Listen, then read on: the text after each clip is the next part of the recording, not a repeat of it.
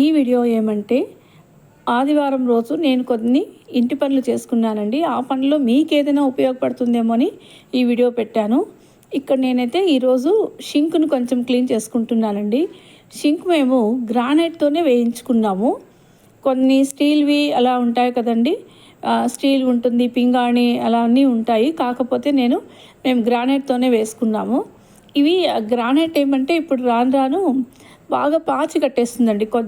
కొన్ని రోజులు తేమ అలాగే ఉన్నప్పుడైతే కొద్ది రోజుల నుంచి పాచి బాగా కడుతూ ఉంది. ఎంత క్లీన్ చేసినా మళ్ళీ వెంటనే అలా. అందుకని దీనికి ఏమనుకున్నానంటే నేను పెయింట్ వేయాలని ఆలోచన వచ్చిందండి. ఒక వైట్ పెయింట్ వేస్తే చూడడానికి కూడా బాగుంటుంది, పాచి అనేది కూడా కట్టదు అనేసి విన్నాను. ఇది చూడండి, మూలల్లో అంతా బాగా పాచి ఎంత రుద్దినా కూడా అది పోవడం లేదు. అందుకని వైట్ పెయింట్ వేస్తే ఒకవేళ చాలా బాగుంటుందేమో అని నేను అనుకుంటూ ఉన్నాను. ఇదండి మొత్తం క్లీన్ చేస్తున్నాను.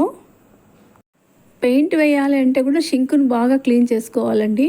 పాచి ఏం లేకుండా చేసుకొని తడి ఎంత ఆరిపోయిన తర్వాతనే మనం పెయింట్ వేయాలి. అందుకనేసి నేను కొంచెం ఈవినింగ్లోనే ఈ విధంగా బాగా క్లీన్ చేసి పెట్టేసుకున్నాను. మనకైతే షింక్ బాగా తేమ లేకుండా బాగా ఆరిపోవాలండి.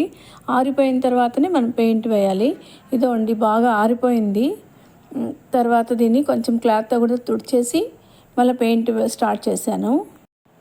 పెయింట్ బాక్స్ ఓపెన్ చేస్తేనే పెయింట్ అయితే కలర్ ఈ విధంగా ఉందండి. నేనైతే ఇది పెయింట్ కాదేమో, వైట్ పెయింట్ కాదేమో అనుకున్నాను. తర్వాత బాగా కలిపి పెడితే బాగా క్లియర్గా వైట్ వచ్చేసింది.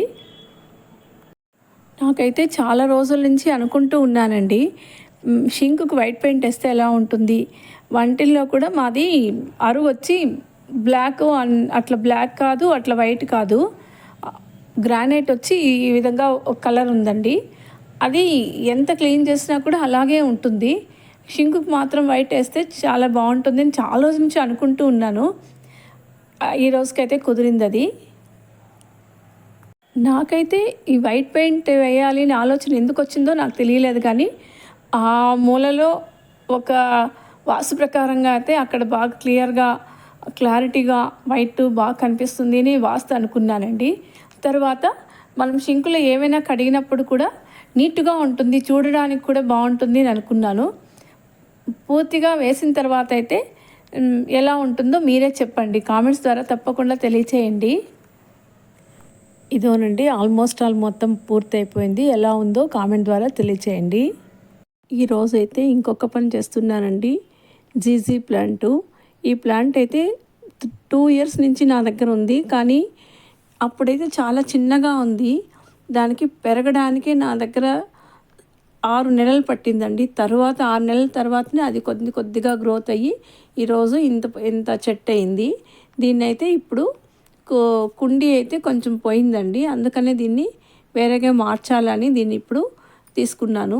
చాలా ఈజీ అండి ఇది నాటడం కూడా. కాకపోతే స్టార్టింగ్లో పెరగడమే కొంచెం కష్టము. దానికి ఆ వాతావరణం అలవాటు పడి అది పెరగడం అయితే చాలా కష్టమవుతుందండి.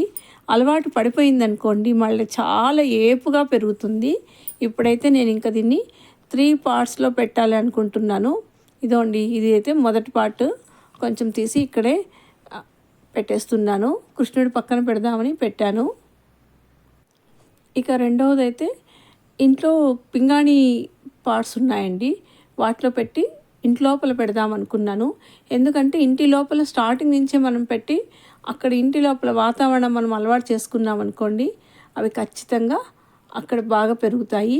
కొద్ది రోజులు చూస్తామని నేను ఇంటి లోపల పెట్టడానికి కూడా ట్రై చేశాను. ఒక మొక్క అయితే దాంట్లో నాటేశాను ఒక కుండీలో. ఇంకా ఇవి మళ్ళీ 2గా విడదీస్తున్నానండి. ఇదో అండి, ఈ పింగాణి పార్ట్స్లోనే 2 మొక్కలు నాటాను.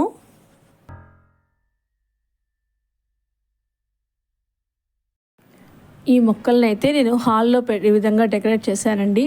ఇవికి ఇంకొక 1 week అలా చూస్తాము.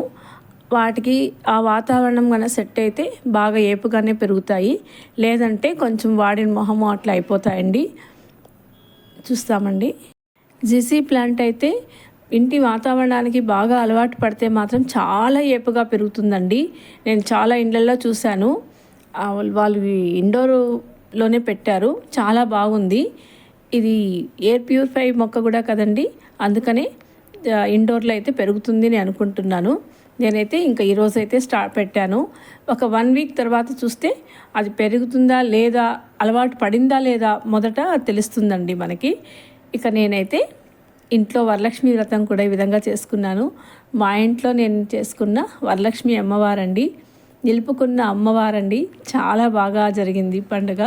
ఇక నేను మళ్ళీ ఆ వీడియో అంతా పెట్టలేదు, ఎందుకంటే వీడియో తీయడం మర్చిపోయానండి. ఇంకొకటండి, పూజ చేసేటప్పుడు వీడియో పెట్టి వీడియోకి తీయాలా అనేది చేస్తూ ఉంటే పూజ కాన్సన్ట్రేషన్ ఉండదండి, అసలు అమ్మవారి మీద మనసు లగ్నం కాదు. అందుకని నేను ఆ రోజైతే అవాయిడ్ చేశానండి వీడియో పెట్టడము. ఊరికే ఫోటోలు తీసి పెట్టాను. మా అమ్మవారు ఎలా ఉందండి, వరలక్ష్మీదేవి అమ్మవారు మిమ్మల్ని అందరినీ కనకరించాలని కోరుతున్నానండి. అమ్మవారి దయ మన సబ్స్క్రైబర్స్ అందరి మీద ఉంటుందని అనుకుంటున్నాను. ఇంకొకటి ఏమంటే, ఈ వీడియోలో నేను షింకుకి పెయింట్ వేయడము, తర్వాత జీసీ ప్లాంటు, అమ్మవారు గురించి అంతా చెప్పాను. ఈ వీడియోలో కంటెంట్ ఉంది అనుకుంటే తప్పకుండా నా వీడియోని సబ్స్క్రైబ్ చేసి షేర్ చేసి కామెంట్స్ పెట్టండి. వీడియో నచ్చితే తప్పకుండా లైక్ చేయండి. వీడియో చూసిన వెంటనే మీకు నచ్చుతుందని అనుకుంటాను. ఏదో ఒక విషయమైనా నచ్చుతుంది కదండి, అందుకనే లైక్ చేయండి. ఓకేనండి, ఉంటానండి. బాయ్ అండి.